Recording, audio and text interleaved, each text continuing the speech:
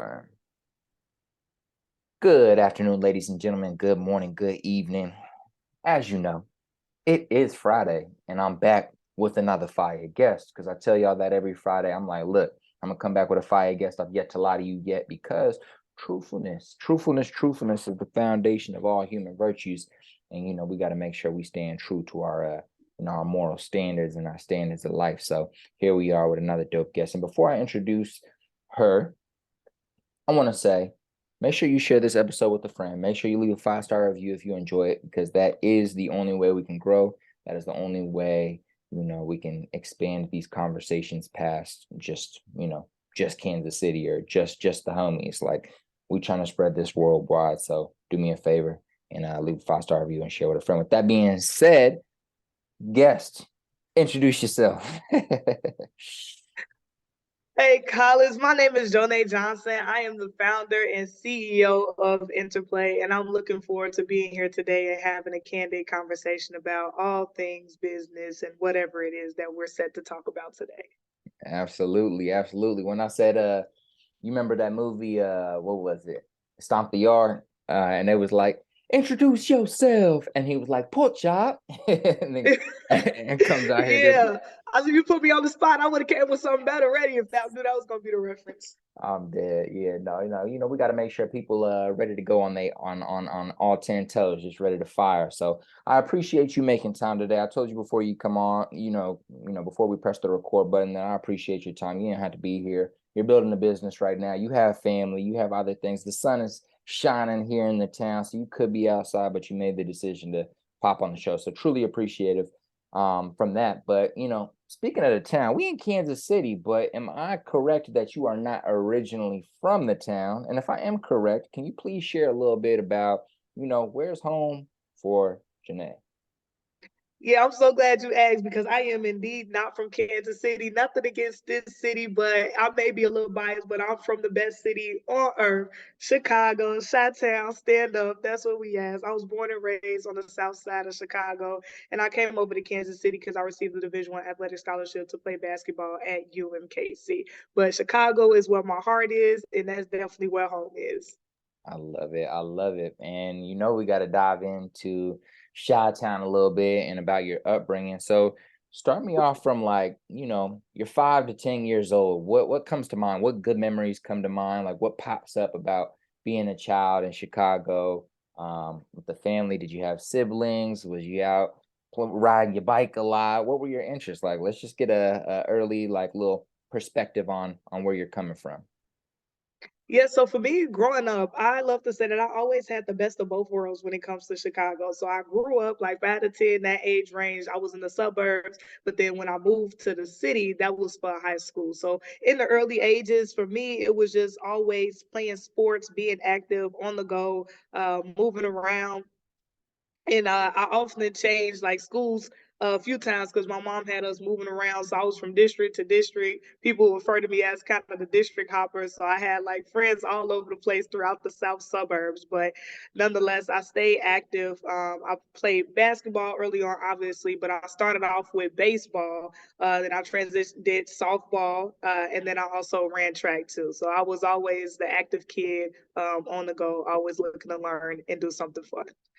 I love it. I love it. And I want to dive into that a little bit deeper in terms of, for individuals who are ignorant about how Chicago's set up, like, what is like is the city in terms of downtown, like, central Chicago? Is that south? Is that north? And then, like, how's it kind of broken up if you were to break down Kansas City in terms of Kansas City, Chicago, in terms of, like, population, where downtown is, where people's nightclubs are at, where communities where people, like, live and settle down when they're in their 30s. Like, just do your best to break down Chicago for us, just so some of our listeners can kind of understand the town a little bit more.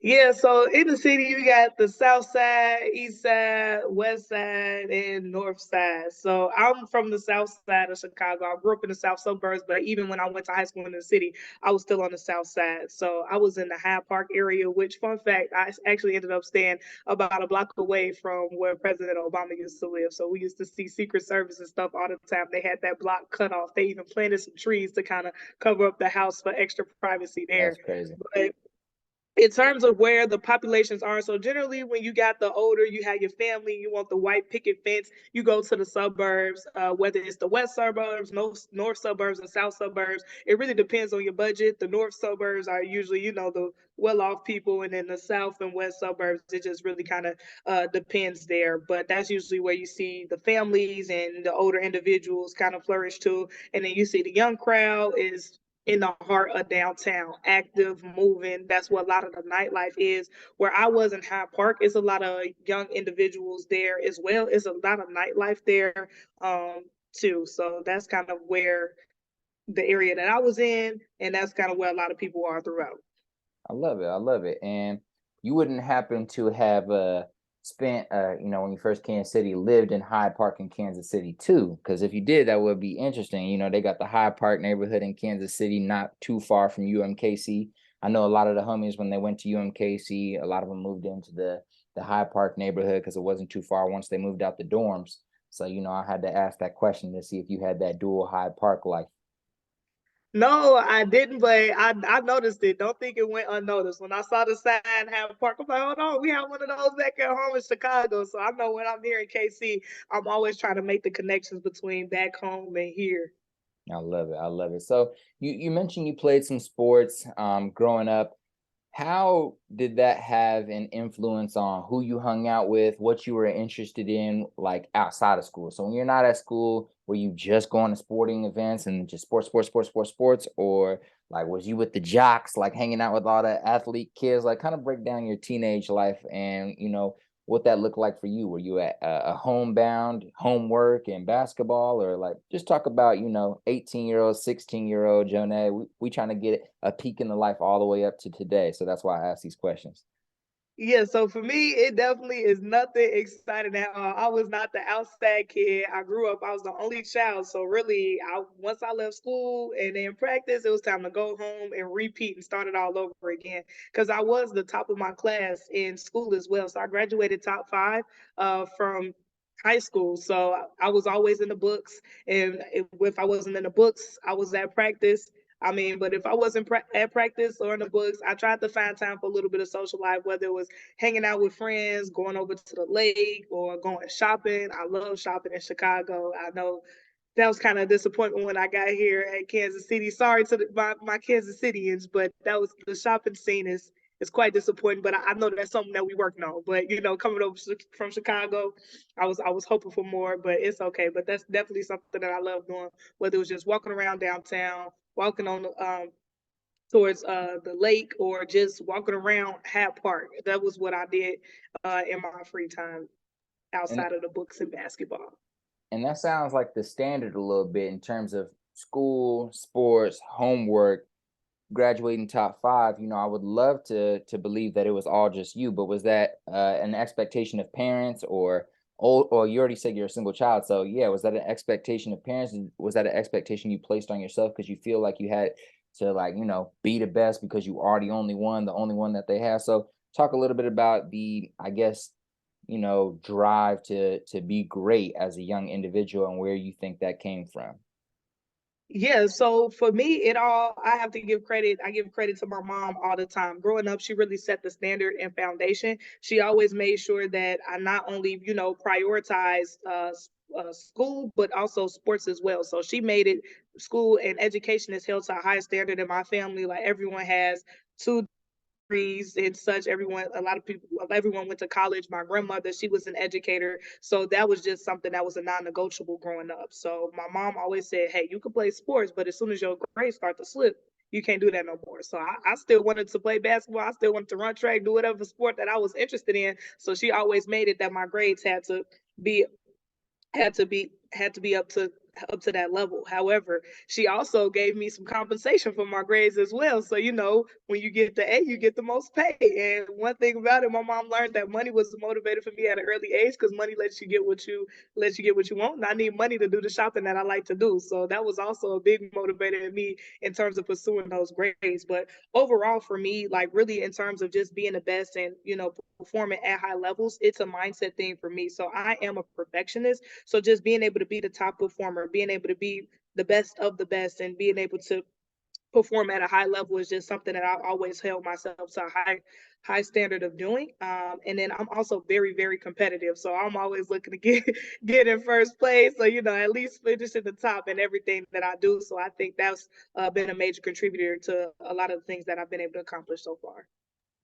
And I've only followed you and your story for a short amount of time, and primarily through LinkedIn and through Startling News and seeing articles, and that's how I've been aware of what you got going on. But in my research process the past few days, I think we can feel comfortable calling you Mrs. Put That Shit On, because listen, the Instagram photos, the drip, it is very apparent that shopping is your thing. And when you go shopping, you don't do a bad job. So talk about that part of you. Like, is there any interest to, like, I know we're gonna talk about Interplay, we're gonna talk about the business you're in and tech and everything like that, which is important and obviously impactful part of this conversation. But do you have any other external interest, from a business perspective or from a hobby perspective, around fashion or around clothing or around styling? Because I ain't gonna lie, you can dress. You can dress.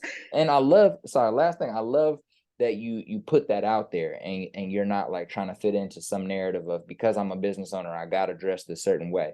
I've seen you at 3 events. Unfortunately, my apologies, I didn't get a chance to say hello, but I've seen you at 3 events in person, and every time you're the most stylish one in there. You ain't wearing no casual little basic suit. You dripped out, you dipped out. So let's talk about that a little bit more in terms of, you know, where did that interest come from? Are there any interests outside of just putting it on? Do you want to start a business, or you want to? Man, I'm glad you asked that because fashion is something that I really love. You see, I'm smiling ear to ear as soon as you said that because I really put a lot of consideration into what I put on my outfits and everything. So when people notice it and say, you just put that on, I'm like, yeah, okay, that's something because I really think fashion and styling is a part of expression. So I'm really able to express myself in a lot of different ways when it comes to style through my clothing. So in terms of the inspiration that comes to that, I have to give credit to my mom again. She always made sure, she always said we not stepping out any kind of way. We got to make sure that we come out the right way. We dress right, not dressed to the T's. So when I grew up, I was going in and out of Ross, Marshalls, Nordstrom Rack. She had me in all of it, seeing the style. I remember oftentimes we used to watch Project Runway together, so that fashion was just embedded in me. And just seeing my mom, she was always the one that was stylish at her job. I see her when she would put on, headed on to work, and she worked in pharmaceutical sales. Most people had on scrubs, casual clothing, but not my mom. She was stepping in there styling on them. So I'm like, okay, if my mom was stepping, I got to step too. So in reference to that, that's just something that I just really enjoy. In terms of possible future, it is really something that I do want to do is hopefully start a clothing line eventually out of it later on down the road. So I'm trying to establish my credibility now. Post my fits, say I can dress, woo woo. So now people know, like, okay, I kind of see her in the fashion scene. So that way, when I do drop, it's respected and they know it's not just anybody maybe slapping a logo on a t-shirt or nothing. This is somebody who really is into fashion and enjoys what they do about it and the creativity that and inspiration that goes behind it. And that's impactful, because I'm talking down on myself here, but I'm still about that life, so I'm gonna still show up and what I got to do. But what I'm about to say is, I think that is really important to be able to, like, put yourself out there, show yourself, your self-expression through dressing. And then if you are going to drop a brand, or you are really interested in, building a clothing company, make sure people, you got some validation out there through whatever means you can have that validation through. Maybe you just go to school and you always dress nice, and everyone at school knows you for dressing up. Maybe you utilize social media and you do so, but you're going to be in a much better position if you dipped in sauce all the time and then you drop a brand, because you have built that credibility. Whereas Collis, me on the other hand, I'll be out here looking dusty on the Instagram, posting random inspirational videos, and then I try to come out here and drop a t-shirt brand.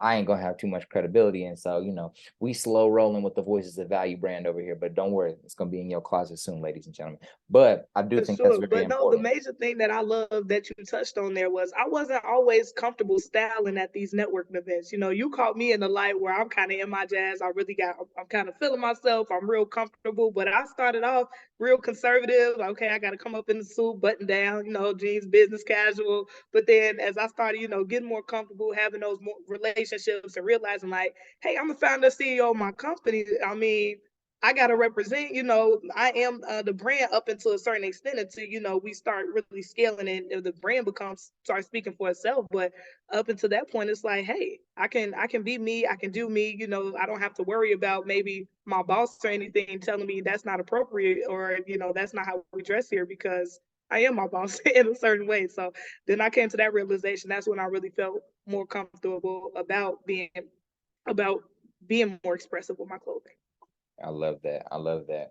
So let's talk about that move from Chicago to Kansas City. You get recruited out of high school to play basketball at UMKC.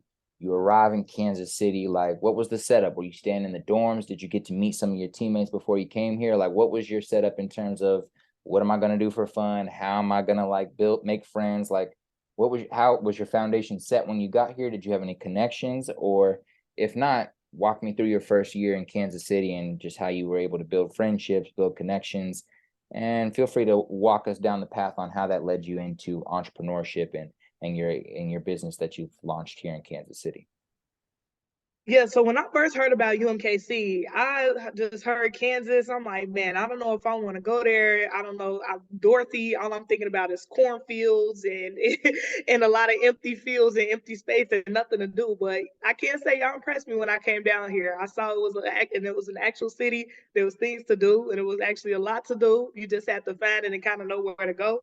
So I was impressed. But what in terms of what really made me select this school to go to, of course, it was basketball, but it was also the team. So the coaches did an amazing job at selling the vision for what they had in mind in terms of being a ring team, being the first to bring a championship to the program, which is what we were able to do and accomplish. But then also the school offered you the ability to major in entrepreneurship. So coming right out of high school, unlike most people, I knew exactly what it was that I wanted to do. I knew majoring in entrepreneurship is what I wanted to do. I knew what kind of entrepreneurship it was. It wasn't the small business or corporate entrepreneurship. It was startup entrepreneurship. And UMKC was one of the very few universities that offered that specific major in itself, and not just like a minor or two classes in it, but a specific major out of a lot of universities. So that was automatic selling factor to me. So I was actually the first commit out of our class for out of the coaches because they had a brand new coaching staff. So I was their first commit there. But as people were brought on and people continued to commit and they continued to build out the team, they did a great job at just connecting us. So that way, when we got here, we did stay in the dorms, but we had that relationship and connection already. We had already been in touch. Some of us had already been FaceTime. And I know me and Brianna Beck. Brianna Beck is from Chicago. She went to Whitney Young and I went to Kenwood. We were rivals. So we were very well immersed and well aware of who each other were. But then we went from enemies to friends once we came over to UMKC. So just being able to have those relationships early on really helped. And I know early on, all of my friendships were with teammates. So we were always doing everything together, but that's because we were always together, whether it was from training with weights, practices, study sessions, study hall. We were always together. So those are my primary friends. But of course, as study hall hours went down and as we continued to have classes throughout the university, I was able to make friends with students and organizations and just going out to events on campus as well. Was able to start connecting there later on. That was more around my sophomore year. I love that. I love that, and I love the Chicago rivalry into teammates. I'm sure that's an interesting dynamic where you gotta like recreate how you see that individual. Oh yeah, it That's was very powerful. interesting. It was, and it's funny because we the entire summer we did not talk to each other. Like outside of the court, we still had that enemy concept. But once school started, we were cool. We ended up being roommates too. So that's my dog to this day. That's dope. I love that. Shout out to Whitney Young too. They have some good ball players come through that school in terms of being able to create some national recognition across high school basketball. So big shout out to that. I'm not too familiar with your school. I ain't saying nothing dope didn't cut Oh out no, of no, no, that. it's okay. I get credit where credit is due. Most people know Whitney Young and Simi out for sports, and surprisingly, Kenwood is known for fashion. So I mean. That works. That works. And man, that makes me want to dive in, turn this episode into fashion about Chicago and Kansas City and just all fashion. But we're gonna stay on track. We're gonna stay on track. So Oh, because I'm like, oh, we're gonna have to do another episode on that because I can talk about that all day. mandatory. The key there, what we're gonna do there, we're gonna do that one in person so that we can be dipped on camera with the full fits and everything and make it into a dope little conversation. But for sure. So UMKC, you major in entrepreneurship. What do you feel like UMKC did really well in order to help provide you with the foundational skills, relationships, opportunities to be able to like create that framework around how I'm going to build a business, especially in the startup world? It's a competitive world. It's a tough world. And especially with people who look like us, there's not too many out there. It's growing, especially for Black women, but it ain't growing fast enough. So Oh yeah. talk about the tools they provided you with, maybe some things that you really admired, and then maybe let's jump into how the idea for Interplay came about. Yeah, so that's a packed question. I'm gonna start off with the university itself in terms of what they did to help me get ready and really just to get in the position that I am now with the company. I'd say it'll be easier to answer what they didn't do, because in terms of what they did do, they really set me up for success, and I really credit them for a lot of where I am now. I honestly wouldn't be where I am with Interplay without the aid and support and the resources that the university provided. Because when I first came in, I was accepted into the e-scholars program, and that really set the foundation. Because when I was in the e-scholars program, Interplay, it was at the time it was called PedTech. It was solely an idea and a vision that I had in mind. But by the time at the end of the program, I actually was a two-time graduate from the program. So by the end of it, I was able to go from idea to a viable concept and have a business model and something that I can pitch with. And throughout that time, they really helped me think about more by proving out my concept, like, hey, is this company something, a problem that's needed to be solved? Is this something that's viable? Is this something that people and consumers are going to want to buy? Then once that was validated, we went into creating a market strategy. Who are our target customers? Who are people who would be looking to buy this product and interested in it? And then from that, creating out our go-to-market strategy, and then create milestones, and then a lot of it. And throughout that time, they really helped with each stage. So I was able to get context and connections to create a prototype. They had resources from Hush Blackwell, so I was able to solidify my business entity and form as an LLC, get pro bono legal services when it came to intellectual property, such as my copyright, trademark, and currently have a patent pending, utility patent on file for the product. So a lot of that was with the aid of the university, because without that, I would not have been able to afford any of that, especially with the legal being expensive is what it was. But just throughout my entire curriculum, because I did major in entrepreneurship, I enjoyed going to classes, and it also was the reason why I was able to graduate in 3 years instead of 4, was because I was working on my business throughout that entire time. So I'm going to class, and they're like, "Hey, what's an example business?" And I'm using my exact business that I want to work on. So I enjoyed going to class. I was always learning something, and the direct principles that they were learning, I was able to apply it directly. So it wasn't like, hey, an example company or, a case study for a company that's already existing and doing well. I was able to apply it directly to the company that I wanted to work on and grow. So I was able to not only get feedback from the professors in terms of what was working well and maybe what needed to be improved, but also my peers as well in terms of the students. They really gave feedback. Sometimes we would use my company as a group project, or some people would find out that I was working on Interplay, like, hey, can we use yours to work on it? So we'll work on it. I'll be able to get good insight from them there as well. So in terms of what the university was able to do to kind of help me throughout my entrepreneurial startup journey, they did almost everything and a lot, in terms of molding me, shaping me, and not only that, but providing me with the platform, and opportunities to continue to scale outside of the university stage as well, but into the Kansas City entrepreneurial ecosystem there. And to Now, quickly interrupt there, because that was some fire you dropped there, and I'm gonna let you jump right back into what you were about to say. But I want to say that's the first positive case study I heard for a reason to go to college, if you're interested in entrepreneurship, and a program that's actually doing a good job to like help build that foundation. It's not just like talking about entrepreneurship, but not giving you the resources, the tools, the education to actually succeed in that space. So that was the first time I've heard something like dope about like how people who are interested in being their own boss or being a business owner or being an entrepreneur can actually leverage college or a specific degree, and turn that into a business as they transition into graduating. So any kids out there listening that are younger than 18 interested in being an entrepreneur, but you don't live in Kansas City, or you do, you just heard a case study for why you should consider UMKC and check that out. So that was pretty dope. All right, transition to what you were about to say. definitely. I'm like, no, definitely 100% for that. And they not only teach you, about your business as well, but all the different aspects and avenues that are related to it. So it's the finance, the accounting, the marketing, the sales, it's all of that. So you're taking classes on everything across the business school, but then it's relating back to like exactly what you're doing with entrepreneurship. So I'm an advocate for it. And then it also was the reason why I was able to scale so fast. So I've had a significant amount of success in a short amount of time. And that's because I was able to avoid many challenges and obstacles that entrepreneurs often do face because I was being taught it in the curriculum. We were using the people who, certain mistakes that people made, as an example of, hey, this is how we can learn from it. So I was able to scale and just continue to grow the company that much faster by avoiding those obstacles. So I'm definitely an advocate there. So now I just definitely want to jump into how I came up with the idea for Interplay. I really love this question because it's a fun way how I came up with the idea. So I often taught my aunt. It was really my aunt who inspired the idea. So she is the life of the party.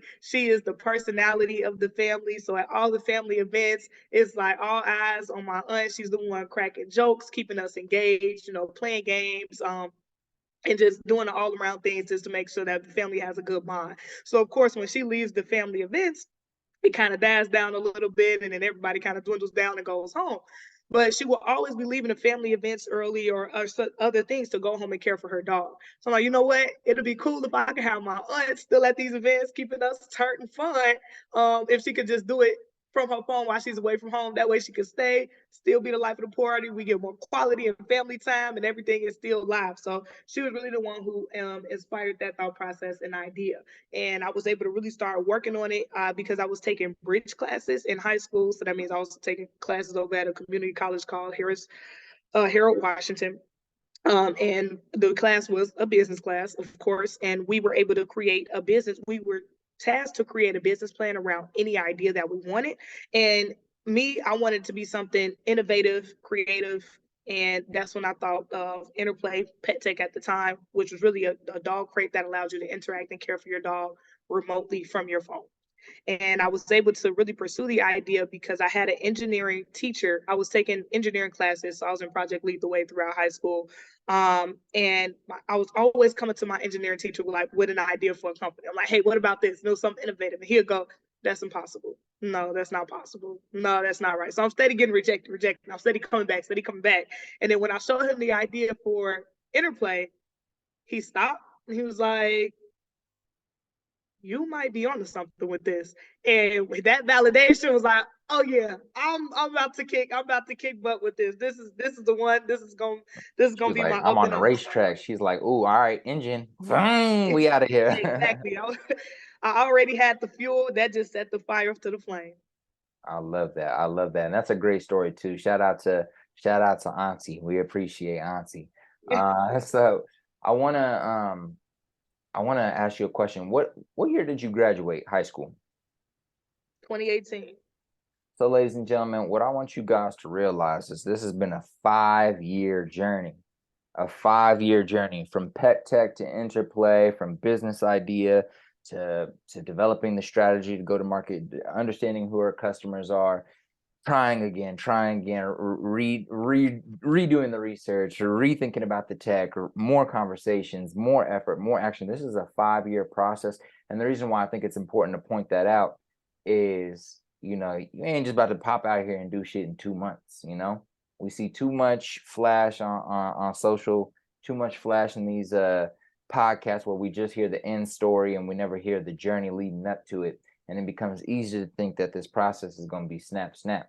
But you really got to understand that it's a journey and you got to appreciate the journey. I'm sure Jonaie has thousands of different stories from the past 5 years around the idea for pet tech / interplay, and like the challenges, some fun times, some people she met. Like, the journey is what's truly impactful. And yeah, build the company, millions of customers, get a bag, take care of the fam, all that's cool. But the journey leading up to that, the journey during that, like that's the real beauty of it. So I just wanted to ask that question to put into perspective how shit takes time and you just got to keep your head down and keep working. And on that same topic, how has that been for you? Like, has that been a challenge, like, over the past 5 years, just being like, I wish it would just be ready to go, product already here, thousands and thousands of people already signed up, money already in my face. You know, like, how's that been mentally in terms of the process of being an entrepreneur, the ups, the downs, the lack of capital? Like, talk about it for a second. Yeah, I definitely love that you mentioned that, right? Because right now in society, we get caught up on the notion of instant gratification. So everything is supposed to happen instantly. As soon as we click a button, as soon as we press order, it's at our door. As soon as we do whatever we want it then, there, and now. But that's what the beauty of is in with entrepreneurship is that they oftentimes say it takes 8 years to make overnight success. So it's a lot of people just see, hey, when someone just pops up, but they don't see the work that goes on behind the scenes. And I think what really has kept me level headed throughout this process is my background as an athlete. So there are a lot of crossovers between being an athlete and entrepreneurship. So there are a lot of highs and lows that you naturally go through with being an athlete. You have your good games, you have your bad games. Some games you can't miss, some days you can't make it. But it's just really being steady throughout that process and just understanding that there are other things that you can do to continue to elevate your game and just really using that as lessons throughout the journey. So my athletic career was full of highs and lows and coming from behinds and everything. So just being able to translate that into entrepreneurship has been a lot easier for me compared to my journey as an athlete, but still nonetheless it's not easy, and oftentimes it can be very intimidating and wavering, especially when you're having success and you're in a lot of these rooms, especially for me at such a young age. But just being able to have the mindset and overall vision in terms of what it is that I want to do, and being able to continue to learn and have people who are able to continue to help me throughout my journey and point me in the right direction and help me get to where I want to be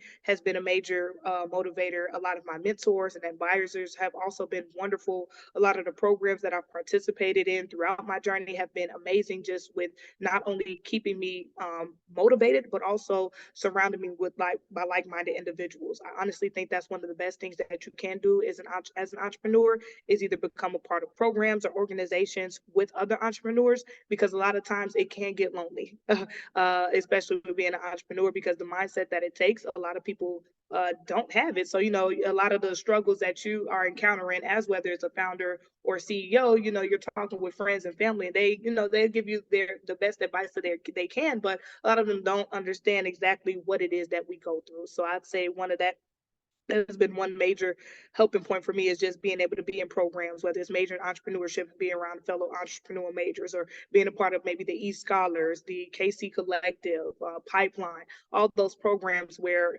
we're surrounded with entrepreneurs and other founders have been amazing, because we've all been keeping each other's head above water and just understanding like, hey, I've been there too, or I was there. This is how I got through. Maybe you should try this, and just being able to bounce ideas off of each other, and even maybe just vent and just talk about the struggles of entrepreneurship, and just knowing that it's coming from someone whose understanding has even been where you are has been amazing, and that's just been the overall journey.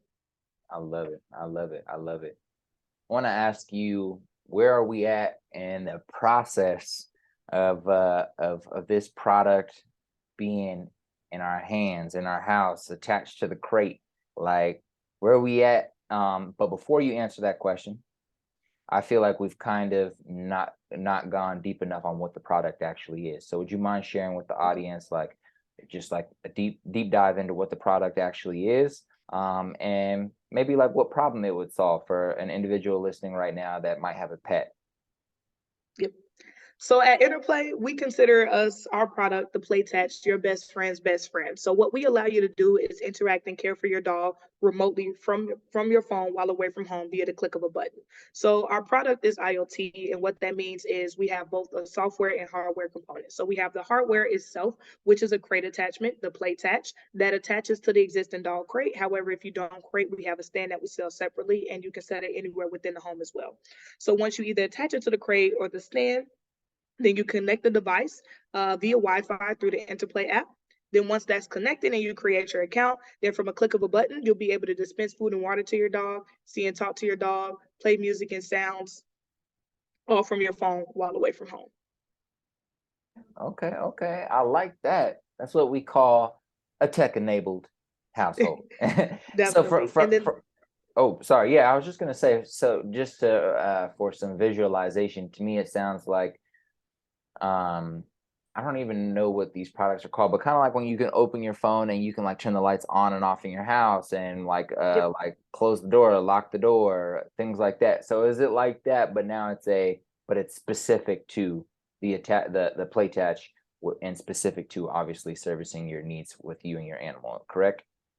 Yep. So it essentially works the same. And that was actually a lot of the inspiration for the product itself was that smart home automation features and just being able to incorporate that and transfer that into pets and being able to make it convenient to care for your dog. Because that's really the problem that we're looking to solve. A lot of pet parents are busy, they're frequently away from home, can't necessarily be home every day 24/7 to care for their dog, whether it's running errands, tending dead events, or even just simply at work. And then oftentimes many dogs, especially now post COVID, develop separation anxiety due to their pet parents' frequent absence. So we're working to solve that problem not only for the pet parent but the pet as well by keeping them connected while they're away.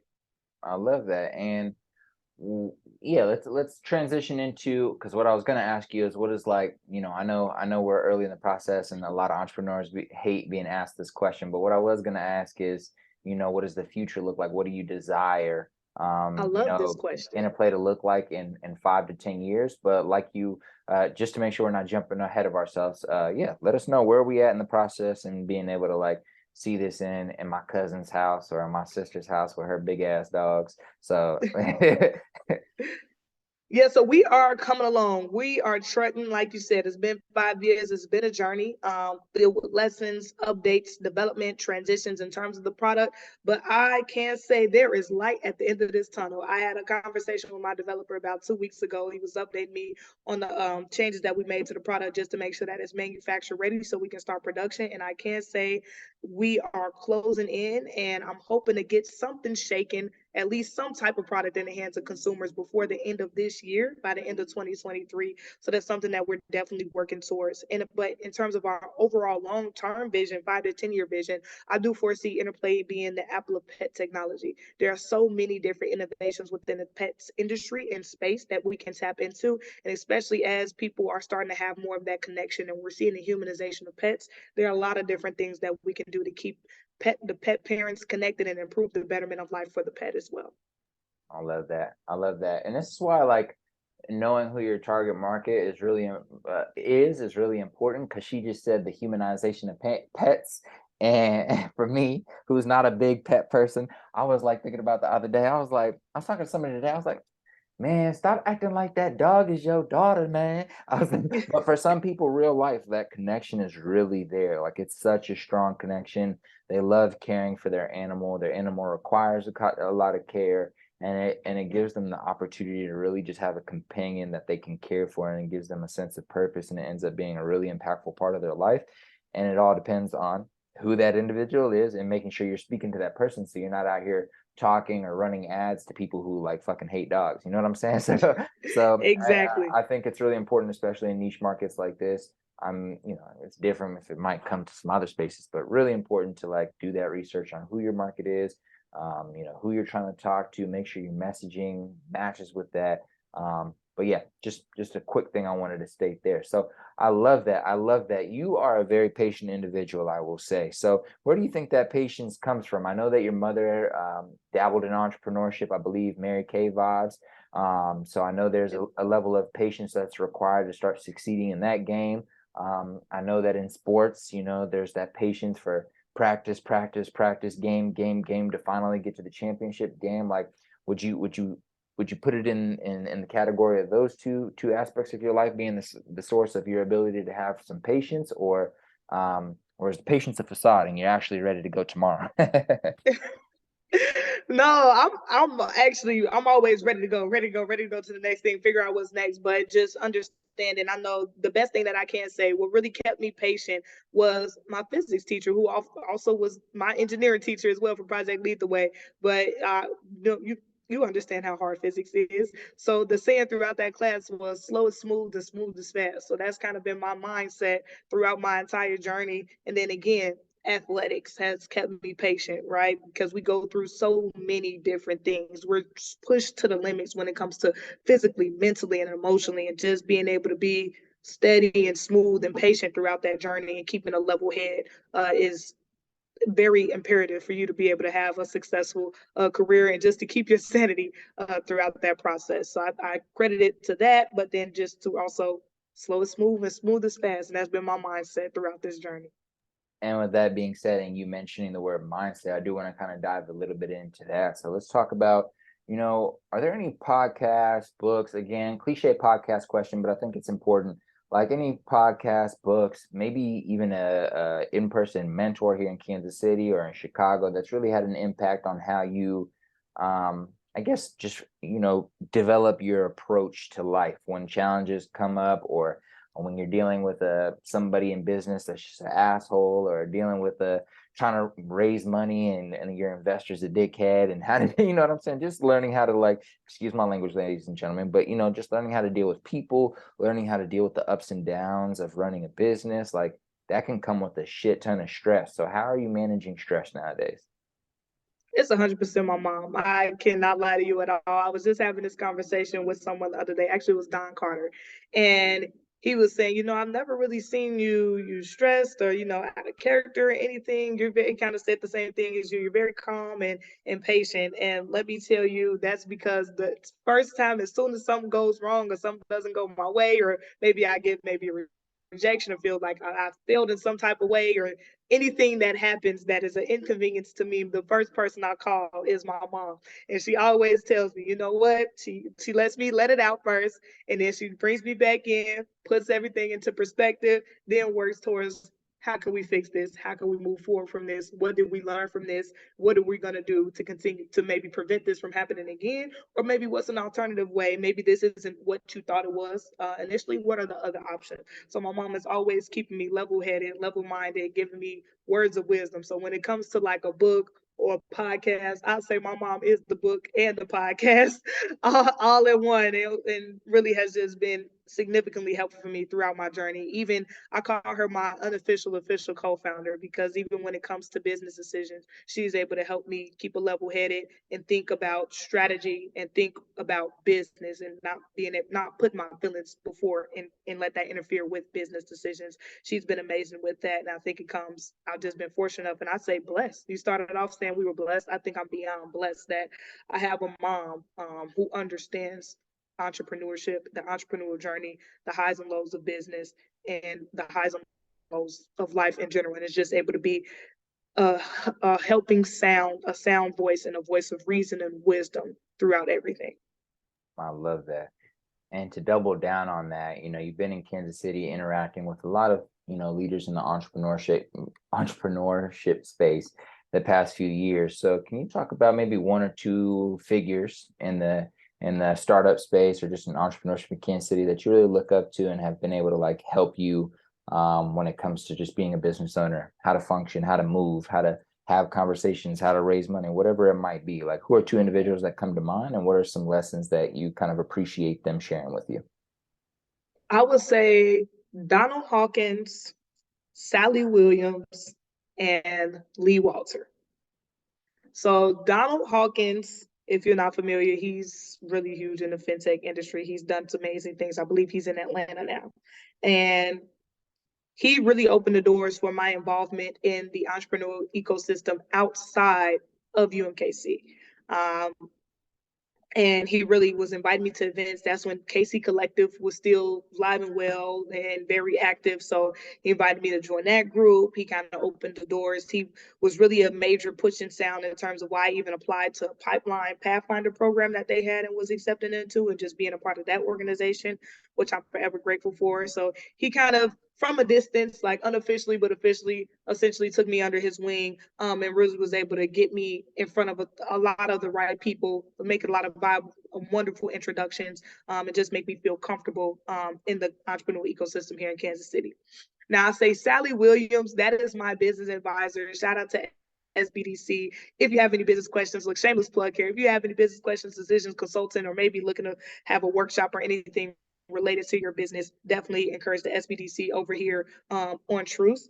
But Sally, that's my advisors. That's who I was assigned to. And I can say me and Sally have had a relationship of ups and downs. It started off a little rough at the beginning, but nonetheless, again, as my mom always told me, we don't let emotions get in the way of business decisions. And I'm very happy that I forever saw it through with Sally because she's been amazing and has been able to provide me with a lot of sound, helpful advice just throughout my journey and just really being able to help me plan a action plan moving forward. So I know a lot of the times you don't know what you don't know, especially being a young founder.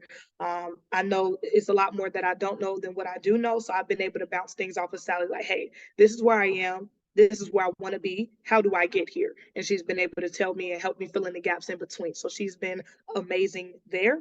And then Lee Walter, I love Lee because he is he is one of the reasons why I am so good at pitching. He really kind of humbled me early on and provided me with a lot of sound advice, but it goes both ways because I was able to receive it and I was very coachable. But he gave me a lot of viable advice when it came to pitching, update my pitch deck, sales, distribution. He really opened my mind to the business scene in terms of there are different levels that I didn't know. Like he was teaching me stuff early on that I hadn't even gotten to in school. So he was like, they didn't tell you about this, this, and this, and this is why your pricing can't be this way because they're going to take a certain percentage of the margin and then they're going to expect it to be priced above this. And I'm like, Lee, can you please slow down because we didn't get to that chapter yet in school. So, but he's just been an overall amazing mentor.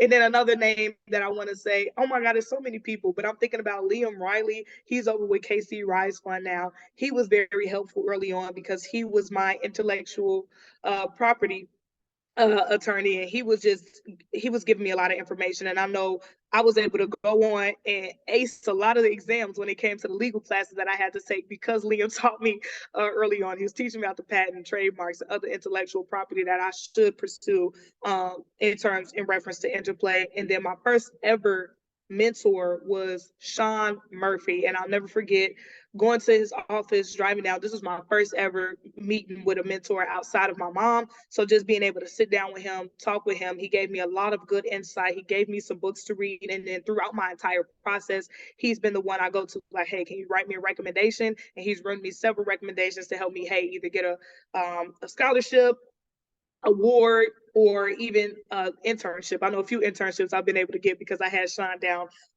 as a reference. So all those people, I know it's so many more that I would love to talk about, but those are kind of some of the core who come first to mind in terms of who've been very pivotal and helpful throughout my journey. And it's just really been amazing.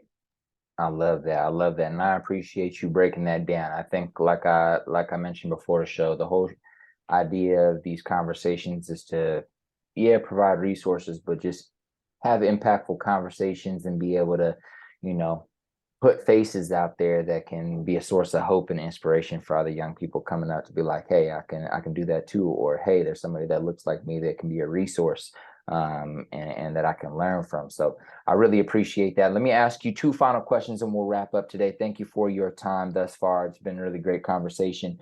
Learning about Interplay, learning about you and your story. So let's make these last two questions kind of fun. So imagine you're about to go on a date. All right, you're about to go on a date, and All right. this individual is taking you out on a dinner date. What's the ideal outfit for them? Put together an outfit for them right now. Like what would they wear that would be like, okay, that was fly. That wasn't basic. That was cool. Like I appreciate that. And I want you to get detailed if you can. Try to get detailed from the shoes to the pants to the brand.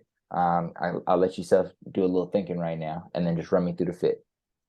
Okay. So where are we going now? We at a fine dining restaurant? Are we like at a Yeah, I gala got you. My event apologies. or My apologies. Yes, we are at fine dining. Let's just say we're going to like Gordon Ramsay's like place. So we talking about $80 plates for like one steak. We talking okay. fine dining, dipped in sauce, dressed and ready.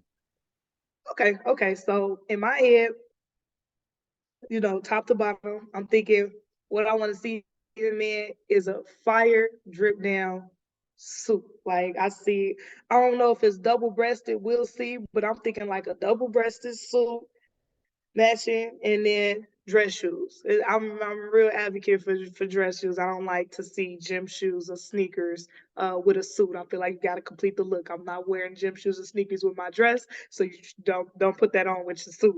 So I definitely see some nice dress shoes, whatever it may be. I think I usually like the Ferragamo. They got some nice dress shoes. Or whoever you may be, it don't necessarily have to be the designer. All it has to do is look nice. You know, you could be dripped out on the budget. I'm here for it. That's how I grew up. You can still look nice. You can be balling on the budget, whatever it is, but just definitely ice slick, gotta line it, smell good.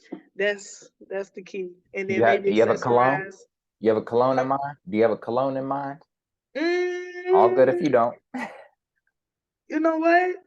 I think I like I like the Louis Vuitton fragrance. I don't know the exact name of it, but one of my homeboys, he had it on. It caught my attention from the whiff of the nose. I liked it. Respect, respect. Okay, next question. Chicago. Somebody's going there tomorrow. They want to shop. What street they going to? What store should they hit? Okay.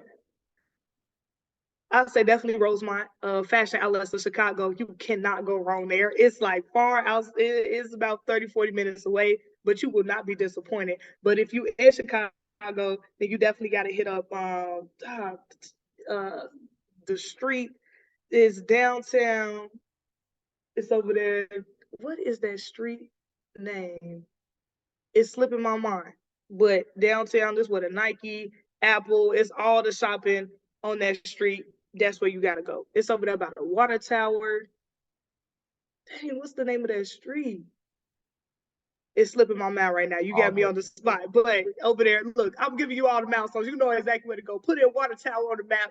That street, they got you. You're gonna be there. Perfect. All right. This is gonna be our final question. Reverting it back to a little bit of a serious question. So it's your last day on earth.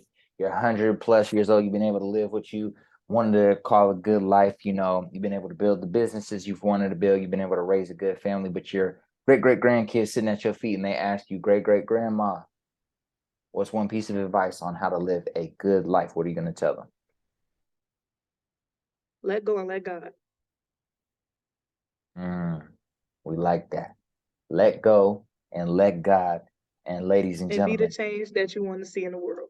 yes, ma'am. I love it. Before we sign out of here, where can they find you? How can they support Interplay? How can they follow you in your journey moving forward? Definitely follow Interplay on Facebook and Instagram at Go Interplay, and follow us on Twitter at Go Interplay One, TikTok at Go Interplay. But if you want to follow me personally, it is Jonaie.j on Instagram there, and also hit me up on LinkedIn, Yes, Jonaie ma'am. Johnson. Hey, we love it. Well, ladies and gentlemen, that is the show.